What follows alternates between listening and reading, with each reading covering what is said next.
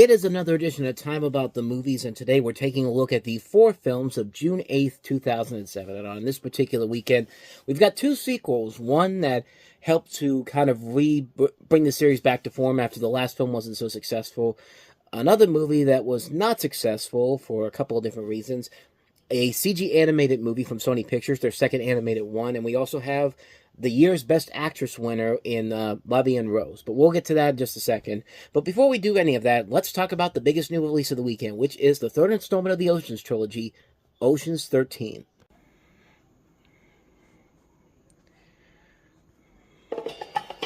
This town might have changed, but not me. I know people.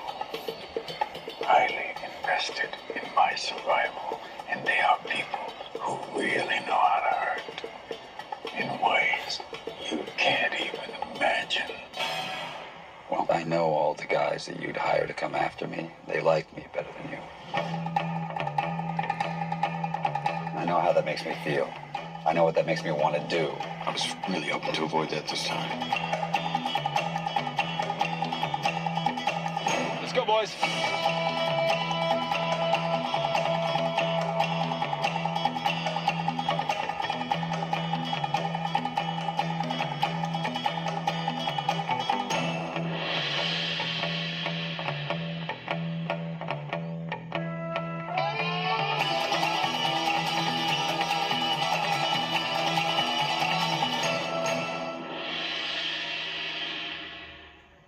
Think he's gonna fall for this?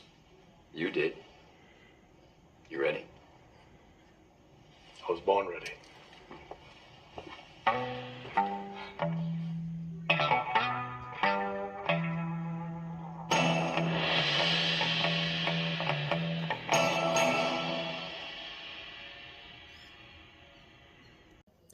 Now, see, unlike the last Oceans movie, this is a movie that actually has somewhat of an idea of what it's trying to be in the trailer. The last trailer I showed you for Oceans 12 really felt like that nobody even knew what the hell they were doing there. I mean, the trailer literally ended with George Clooney going, "What are we stealing? Like, what are we doing here?" This time, there actually is a purpose for them to get together. Last time we saw Danny Ocean's crew, they were paying back ruthless casino mogul Terry Benedict after stealing millions from him. However, it's been a while since they've been back together, which is all about to change. When one of their own, Ruben Tishkoff, builds a hotel with another casino owner, Willie Bank, played by Al Pacino, the last thing he wanted was to get cut out of the deal personally by the loathsome Bank. Bank's attitude even goes as far as finding the amusement in Tishkoff's misfortune when the double-crossing lands Ruben in the hospital because of a heart attack. However, Danny and his crew won't stand for Bank and what he's done to a friend. Uniting with their old enemy Benedict, who himself has a vendetta against Bank, the crew is out to pull off a major plan, one that will unfold on the night Bank's new hotspot opens up. They're not in this for the money, but for the revenge.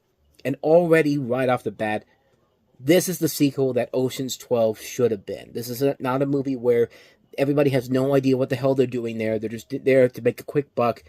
This is a film that takes the series back to form. Is it as good as Ocean's 11? No. But it does return the series back to form, like in terms of, having a storyline that feels like there's a reason why these people are getting back together again. It's not like a film where they're just making it because they're just making a sequel and we'll just make shit up as we go along. No, this feels like a film that goes back to the format that worked before. And everything about it, I think, really does work overall. I think it is a very entertaining film. Bringing in Al Pacino and Ellen Barkin into the mix here, they both have a lot of really good, interesting roles in this movie in particular. I really like what Ellen Barkin does in this film. She has more of a bigger role than I probably would have thought early on. And there's a whole subplot where Matt Damon kind of has to woo her, and it leads to a lot of really funny stuff. Al Pacino overall is very good in the film. You also got many of the same people back from the last film. Julia Roberts and Catherine Zeta-Jones aren't back for this one here, which is very interesting, but really, you don't miss them overall in the film when you really think about it. But overall, the film is just much better at, expanding the storyline from the last film. It isn't just a film that is quite simply just another movie that we're making and we're just going to write up as we go along. Because that was the biggest problem with Ocean's 12. Everything about that movie felt like they were just making it up as they go along. Hey, let's bring in Bruce Willis in here. Let's have the storyline that doesn't really make a whole lot of sense. Why are we all gathering here? Because we're getting a big payday from it. This film really did feel like they were trying to go back to what made the original Ocean's 11 so cool and so slick to watch. And it really does go back to what makes this series so great overall. They have a lot of great new additions to the cast. Everybody that comes back is very good. Everybody does fit the roles very well here. It is just as slick and as entertaining as the original film is.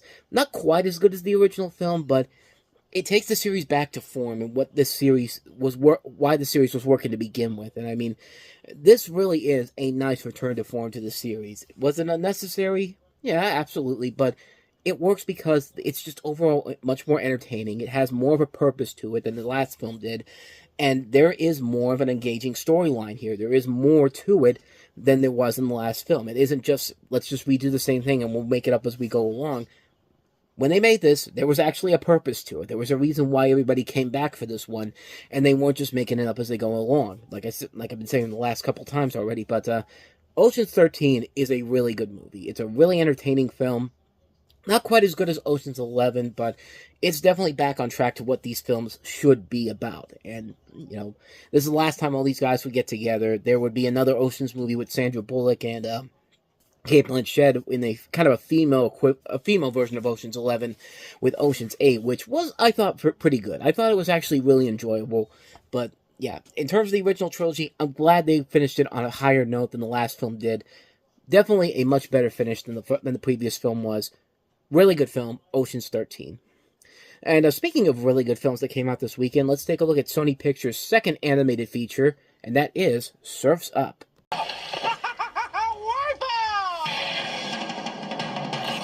That is funny. Get ready. What is this stuff? That's poop. For a major ocean picture. Moment of silence for them. And we keep it moving. Surf's Up. You're going to want to watch it over and over. Can I get in line now to see it? Rated PG. So this was Sony Pictures Animation's second big feature that they had made after Open Season was the big hit in the fall. This one was not as successful financially, but I thought it was actually a whole lot better than Open Season was. This film is actually a lot better than I think a lot of people gave it credit for. Because, like I said, I've said before, this was around that time when, they were making Penguin movies because of the success of, March of the Penguins and Happy Feet and of course, the Madagascar Penguins. I mean, there was a lot of Penguin movies that came out around this time period, and most of them were pretty good. This one in particular, I think, really is very much one of the more underrated movies that they've done. And this film follows a teenage rock hopper penguin named Cody Maverick, played by Shia LaBeouf, from his hometown of Shiverpool, Antarctica, where all the other penguins think he's nothing but a surfing fool, to the Big Z Memorial Surf-Off at Pengu Island. Young Cody is determined to win the most important competition in the world of penguin surfing in honor of Big Z, a deceased surfer legend whom he'd idolized since childhood. But the waves in Pengu are different than in Shiverpool, and the competition is steep. The current champ, egotistical Tank Evans, played by Diedrich Bader, isn't just about to let this little penguin knock him from first place without a fight. When Cody wipes out and encounters Geek, played by Jeff Bridges, a recluse, aging former surfer living in the jungle, he learns something important lessons about life and surfing, and even teaches Geek a thing or two. And like I said before, this is such a really good movie, and it's an extremely underrated film that Sony Pictures Animation did. Shia LaBeouf, I thought, was very good in the movie. This was a very big year for him, of course, with Disturbia coming out a couple weeks before this.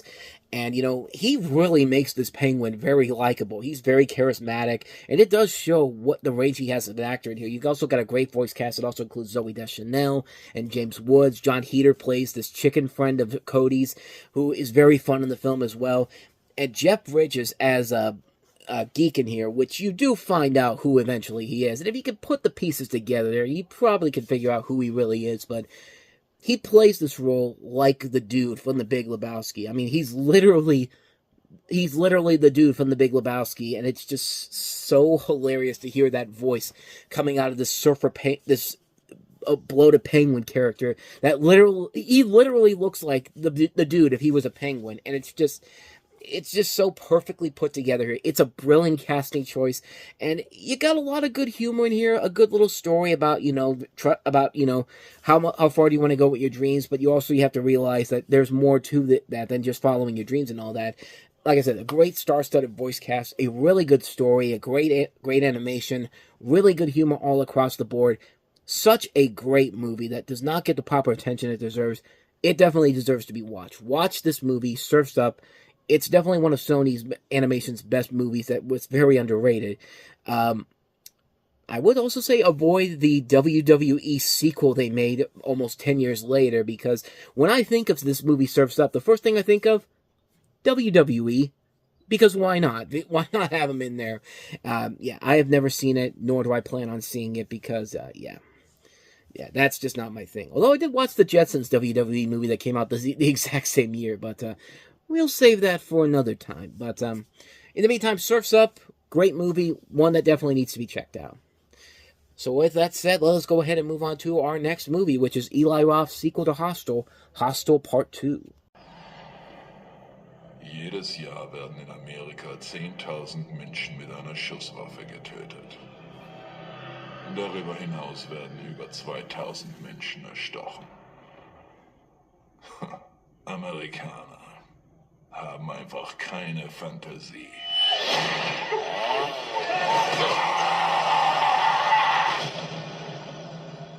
Hostel Teil 2.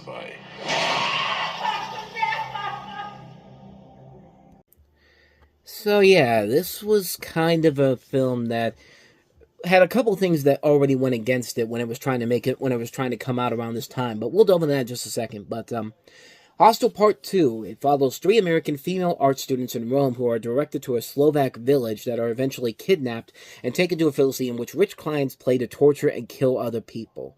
Now, there were a lot of problems with this movie getting out of theaters. One of them was that the fact that, several countries banned the movie from getting released to theaters.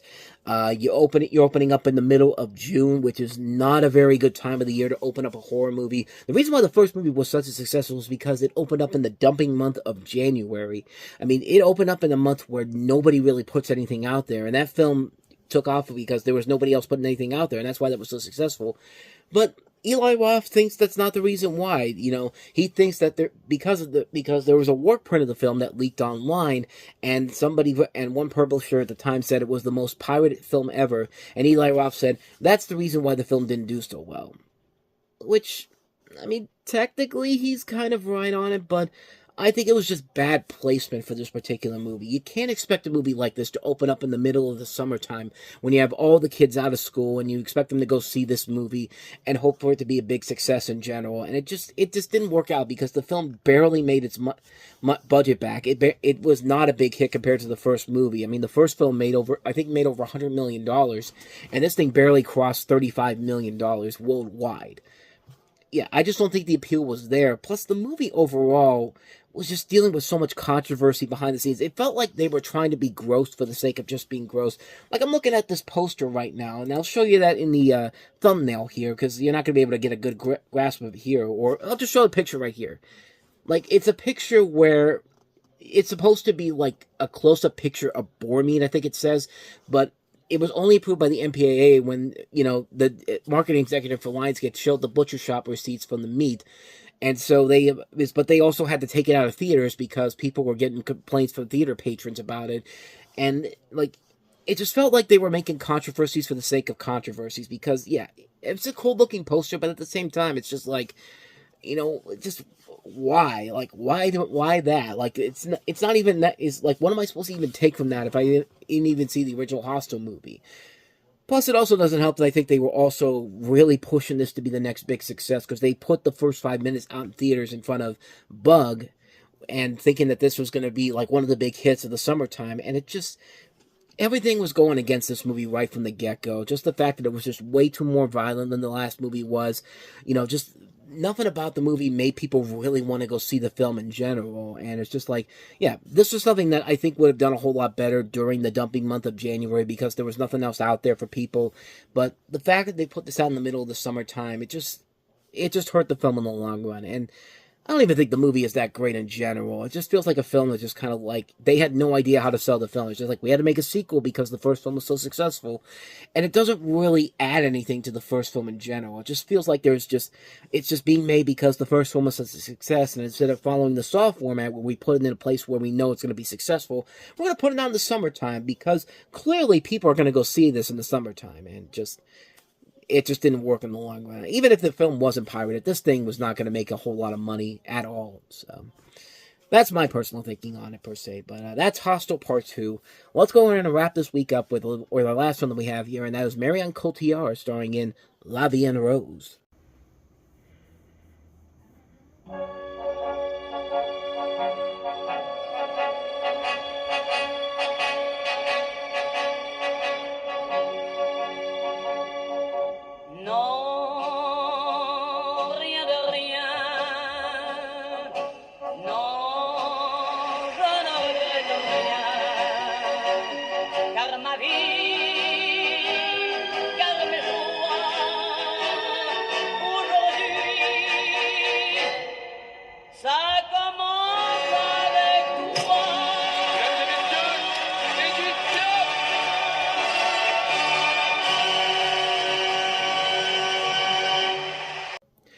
So this is, of course, the biographical music film about the life of French singer Edith Piaf. You just heard one of her songs in there.